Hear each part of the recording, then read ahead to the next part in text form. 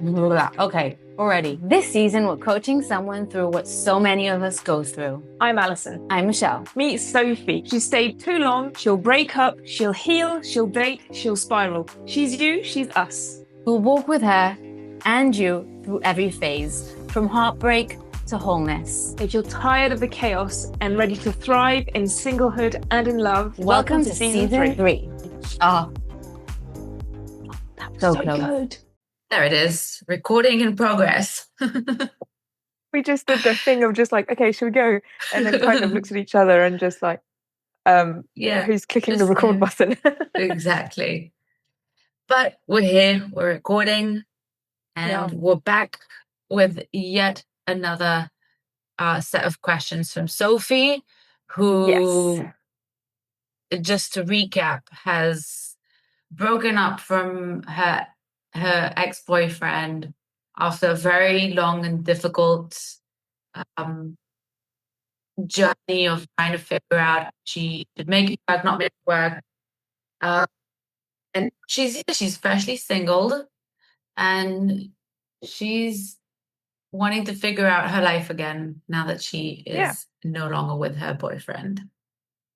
Yeah, exactly. So let's just get straight into it. So newly single, and so now she's kind of like trying to figure out reconnecting with loved ones. And I don't know if you saw that show with Kat Dennings, something with the cat. I don't know. So Kat Dennings, she's the girl from Two Broke Girls, and basically that's how the show starts, of her breaking up with a long-term boyfriend. And figuring out, okay, I need to go and see some friends again and kind of reconnecting with loved ones, because when you're in a relationship, even though you have a lot of goodwill of, wanting to maintain your friendships, you kind of, everything kind of takes a step back. So she's asking us, how do I reach out to people I've drifted away from while I was in a relationship? So first of all, I would just want to say there's nothing bad with that. It's, you want to maintain a balance. You don't want to drift too far. But, the way I see it, and you're going to tell me what you think about this, is that if you are going to go into a relationship thinking this is it for me, like, I want this relationship to work, then you need to put some effort in. And then, all the way at the end, as far away as it may be, this is the person that you're going to spend the rest of your life with. So you want to put in a lot of effort, and that sadly kind of takes away with everything else. And I think that, it's normal, and you want to, you don't want to completely stop everything else, but taking a step back from your friendships and kind of family relationships, as hard as it may be, you have to. Because for you, for instance, you're a very, very, spend time with your family. But if you're going to get into a relationship with somebody who's also very spend time with your family, then automatically that means something has to give. You take a bit of time from your own family, from your friends, because you want to, you know, create an equilibrium. And I think that's normal. It's tough. And so let's take away from the blame and shame of, spending less time with loved ones when you're building a relationship. Yeah. I think a lot of times the issue becomes when the relationship is all consuming, and you have, and this happens way more often than people would like to admit. I think that you spend so much time with just one person, and this is something that I discovered when I was freshly singled, and when I had a long period of being single for the first time in my life, because like from 16 to 26, I was always in relationships, and with maybe a few months in between. And even then, I had my go-to friend with benefits and whatever. And I think I suddenly discovered that, hey, with this time that I used to spend on just one person, I can now dedicate it to so many more people and so much more time. And especially when you're single and you don't have that relationship, that's a perfect time to build a foundation of creating strong relationships, whether it's with your friends, with your family, with your colleagues, whoever it may be. So then when you do find a relationship, you don't lose yourself as much in them, and you already have that solid foundation to build on. You already have something good going, and you know that you always have time for them, and you sort of create that balance. So I think now with Sophie, who's asking, how do you actually reach out to people that you've drifted apart from while you're in a relationship? And I think there is that awkwardness of like, we haven't spoken a long time. I can't because of friend with or whoever or whatever. And I think no matter what, it's going to be a bit awkward. And I think no matter what, you're gonna feel a bit of like, should I do this? Should I not do this? Do they even want to? But I think if you want to have a relationship, then you have to take that risk of just reaching out and doing it. There's no way around it. It is what it is. It's gonna be there, and there's no magic fix for it. It's just doing it. And the worst case scenario, they're like, no, I'm sorry, you screwed up, and what can you do? It's life. You have to move on and find someone else. Yeah, and to build on that, I think there's that kind of double thing of, if you have strong friendships with like people who are mature and everything, then they'll get it, and they'll, maybe they'll give you a bit of a hard time, but they'll get it. And I think you need to be more trusting with people. And I think instead of kind of coming out of the woodworks as if nothing, as if nothing happened, just send out a message saying, listen, I'm sorry, you know I took a step back. I mean, I need support. Just be open and honest. So that's the one aspect. And then the second aspect is, if these people are pushing back and saying, no, you screwed up, I don't want to be your friend anymore, and it wasn't that good of a friendship to begin with. Exactly. Yeah. It's when you're 20 and kind of ditching your friends, or like 16 or whatever, then I get it. It's immature, and but it is what it is. Like, people don't get it either. They're in weird relationships or haven't been in relationships or whatever. Then it is what it is. But when you're in your 30s, then it's to be expected. People get it. You've been in a relationship, you've been in a breakup. If people don't get it, then they're just not that good of people. Yeah.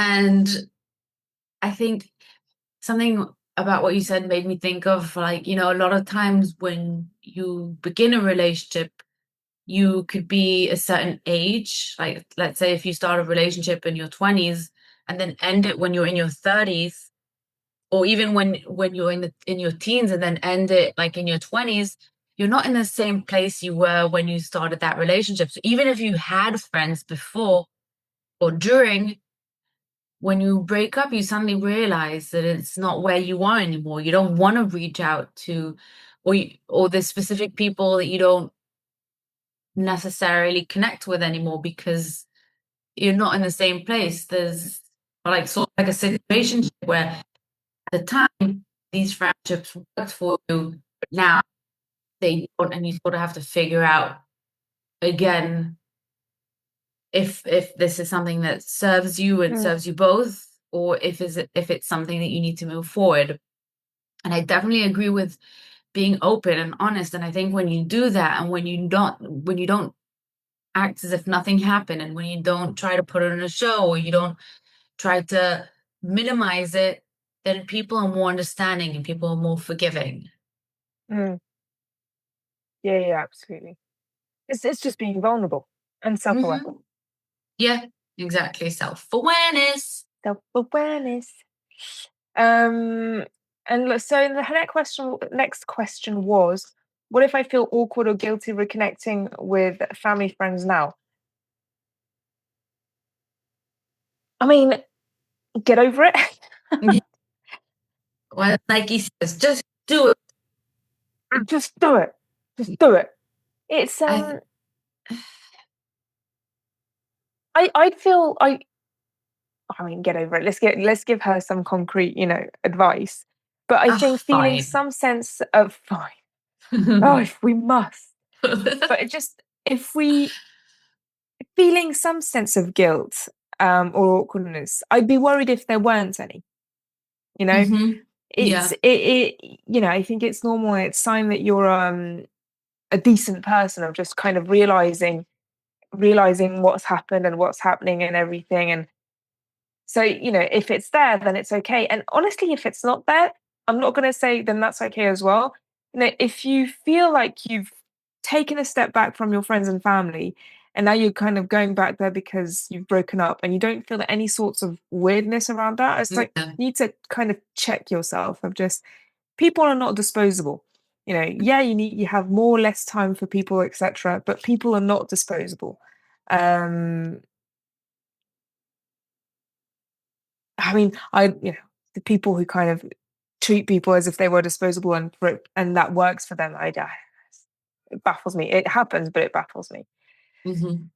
And so, concrete advice, I think it kind of links into the first question of just be vulnerable. Just, Mhm. say openly, you know, actually even say it. If it were you and me, I would say, I don't know how this would happen in our friendship, but let's say that it would.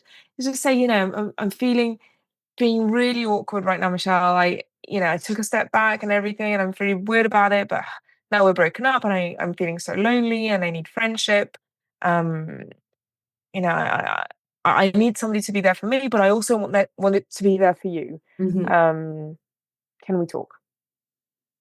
That's a fine line, though. I think thinking about it, it's a good idea. We need to do that. But I think you have to be very self-aware in this process, because just hearing you say that is like, I just broke up and I'm feeling lonely. Like I'm thinking of like the other person on the other end. It's like, so now you remember me, now you're suddenly lonely and you don't have a friend, a boyfriend. So now suddenly you want to and I get it. And I think that's something that we need to keep in mind when reaching out to people, is A, to be aware that, you don't want it to sound like you're just reaching out because now you don't have a boyfriend, and to make them feel like the next time you have a boyfriend, that you'll ditch them again. I think that's Mm, something that needs to be talked about. And I think when you say it out loud, when you don't like try to cover it up, get around it, whatever it is, then they appreciate it. And you say it, I know this sounds bad. I know this sounds like, I'm just reaching out because I broke up and whatever, but I genuinely want to reconnect with you. And I think this is a great opportunity to do that. And mm, then B, you want to be careful of not making it all about you, because there's that, it's very easy to go back into a friendship or to a family member, and then like, oh, I broke up and I need your support and I'm this and I'm that. You actually want to, you know, like you said, you want to be there for them as well. And you want to show that you care and that you're not reaching out just because you need them now. And again, it's a fine line and it can be very awkward. And I think it's good that Sophie's feeling awkward and a bit scared. It yeah, means she's aware, it means she's going to be very conscious about the whole process. And it means she knows that what she did isn't a great thing, because when you disconnect from someone just because you're in a relationship, it can create tension, and it can make the other person feel bad, you know? yeah, absolutely, absolutely. And yeah, I think what you did, that little kind of thing of making it about them as well, it kind of put me back in one of my own personal situations, um like similar in a sense of, when I'd just given birth, and I kind of, people were more or less there for me and everything, and there's this one person who really wasn't, who really wasn't, and I just, and who was all, and who needed me to be there for her, and I kind of, and she wasn't hearing me, so I just cut off contact for a bit. Mhm. And then she came, and she tried coming back, and I ended up saying, listen, I went through, you know pregnancy and birth and everything and postpartum, and it's tough, and you were asking a lot of attention from me, and I couldn't give it, and you weren't giving any to me, and it was tough. Mhm. So she genuinely apologized, and she said, I'll do better, and we kind of had a bit of a hash out of like what we were both going through during this phase, and we understood that each other, we were going through phases and things like that. And this was kind of late August. And I, was okay, let's just, okay, let bygones be bygones and, let's find some time for each other and things like that. And so today's the 11th of November as of recording. When this comes out, it'll be later, but this has gone 2.5 months and absolutely nothing has changed. Zero. And I'm just like, ah. So being on that, what I was meaning is being on the receiving end of like, I want to reconnect. And this is actually perfect example because now that I'm thinking about it, this was after one of her breakups. And so being on the receiving end of that, it's just like, yeah, I absolutely want to, give you benefit of the doubt, like, but it's not even the benefit of the doubt. Like, let's just go both ways. But you need to understand that it's going both ways because especially Sophie, similar age to my friend, she may be reaching out to, postpartum mothers or people in their, in the prime of their career and things like that. And they're also dealing with stuff. And Exactly. this isn't when you're 16 and your life revolves around your friends. Like, other shit is going on. And so it's proceeding with caution of just like, you're going to reach out again. And people, if they're good friends and good people, they're going to be open to it, but they also have their own stuff to deal with. And if you're not happy for it to go both ways, then they're just going to give up because they, because being Sophie's friend, I've got 2 kids. I've got my partner's ex to deal with, my partner, my job. We're looking for houses and things like that. It's a lot going on. So if you're going to just bring me extra drama, then I'm sorry. Then I can't be there for the drama. And it's the same for Sophie. So I think that's what we're telling Sophie and our listeners of just absolutely go and reach out, but just be aware that as you were taking a step back from your friendships because you were building a relationship, all of these other people were still evolving and have got stuff going on.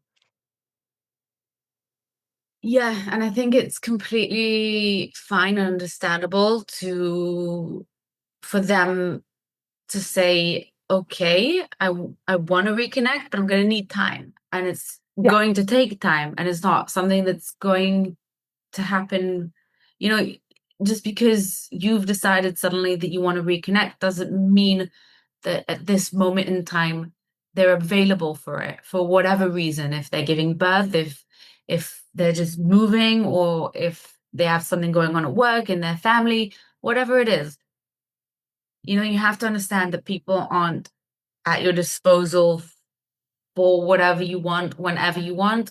And I think Sophie's very aware of that. The fact that she's asking these questions is a testament to that. And I think you have to be aware that it's okay, and you should take it personally. You shouldn't get defensive if they're like, hold on, I need a moment, or if they're worried a bit, or if they want to protect their own emotions and feelings, and they take it a bit slow, like in a relationship where you're trying to like figure out if this person's going to disappear again, and you don't want to, they don't want to set up, because to be on the receiving end of someone who's just, was a part of your life and now they're not, and then now they want to come back again, it can be very frustrating. It can be very hurtful. It can be exhausting because, like, you want them to be in your life and you want to be friends with them, but you don't know if you can trust them. And so whilst you're building your train of thoughts, that kind of really starts answering to her last question, which is, how do I rebuild trust and closeness with loved ones after being emotionally unavailable? And that really ties into what you're saying. We say in Hebrew that the answer, sorry, what were you saying? No, go for it. No, I was going to say that we say in Hebrew that the answer is in the question, where, she's asking, what was it? How do I rebuild trust and closeness with loved ones after being emotionally unavailable? By being emotionally available. That's in the question itself. You lost touch because you weren't available, whether it was emotional or physical, or just, you were too consumed by your relationship. So the answer now is to just be there for them, be available, show them that you're not going anywhere, show them that they can trust you, you know? Yeah, exactly. And it's, it's that thing of, who was it? I saw, I don't know what social media platform and whatnot, of just when you move in somewhere, don't go, um, what were they saying? Something about a cup of sugar. And I'm not going to translate it, but it's basically, be there for them, and then they'll want to be there for you. Yeah. And yeah, well, exactly what you said, like by being emotionally available. And, even for you I think, getting after a breakup, getting out of your own head and figuring it out, being there for other people is going to help you kind of, let go of a bunch of things and feel Yeah. comfortable with it. Um, and yeah, and just kind of actually, it's funny. This friend, I'm always mentioning this friend. Like, if you're thinking, this was back when her relationship was really dramatic. I was mentioning her a lot, and I think in the earlier episodes that they've broken up, like, and I swear, like, we're not basing this on my friend. It's just so happens that she was going through the same phases, but she's now in a new relationship. Like, it's been 2 months, and she's in a new relationship, and I'm just kind of like, you know, whatever. With a guy that I really don't approve of, so we're not going to go into that. But she's complaining not to have time for me, and she's saying it, she sent me a message, "I wanna see you," things like that. But she's kind of prioritizing him and kind of doing all of these things of going to the gym and things like that, which I think is great, going to the gym and things like that, but it's just like, then, well, don't come to me saying that you wanna spend time with me and just kind of like, I've given you options in the evenings, for lunch, at the weekends, like, I've just given you, and all of them, it just wasn't possible. If you wanna spend time with your friends, you can make time with your friends. Don't send them messages saying, "Oh, I'm sorry, I wanna spend more time with you, I just haven't got the time." Just I would much rather her coming to me saying, "I've got time, can we spend time together?" rather than this kind of wishy-washy, "I wanna be there, but Yeah. I'm not" thing. Um being unavailable at the same time being available at the same time is one thing, but kind of actively not making an effort is another thing. So yes, I completely, how to rebuild trust and closeness, then just make the time for your friends. If you want to do that, make it Yeah. happen. You know, if you want to lose weight, go on a diet. If you want to meet someone, get on the apps, go out and meet people. Don't stay home, change nothing, and expect everything to fall in your lap. It wants a bit of effort. Yeah. You need commitment. So Yeah.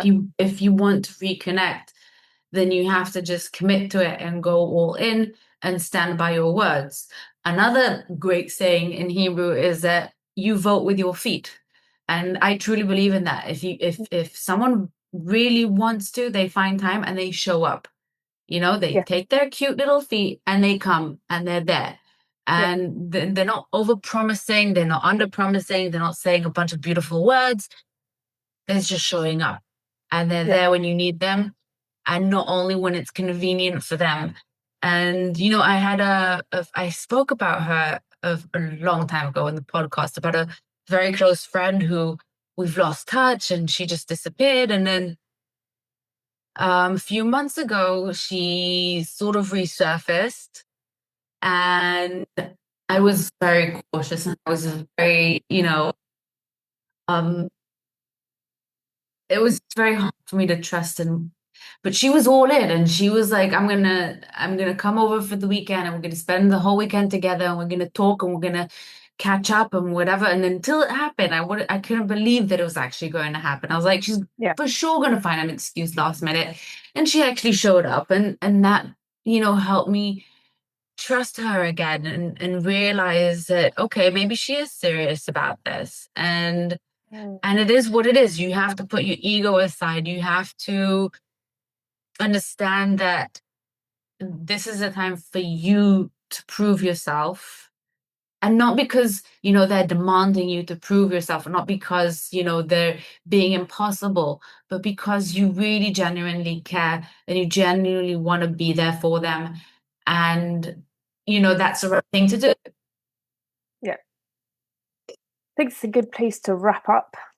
Yes. And I hope Sophie continues with a self-awareness journey of like, just, being very conscious of how she approaches these people and how she moves forward. And people who never make mistakes are people who never do anything. Yes, I don't trust people who don't make mistakes. Yeah. So, just go for it, trial and error. The worst thing that happens is that people kind of just say no, and then we're going to have to learn about making new friends. Oh my God. Exactly. Is that, oh my God. Yes. So let us know if you've ever had to reach out to loved ones after a breakup and how you did it and how you cope with it. And don't forget to like, follow, subscribe, whatever you're watching or listening. And until next time, bye. That's it for this episode of Pop Culture Cupid. Thanks for hanging out with us. We're glad you're here. Make sure to subscribe on Spotify, Apple Podcasts, or wherever you're listening. You can find us on Instagram, Facebook, YouTube, Reddit for more behind the scenes real talk. And if you want to support the show, check us out on Patreon. Until next time, be kind, be happy, be healthy, and remember, heartbreak isn't the end. It's the plot twist.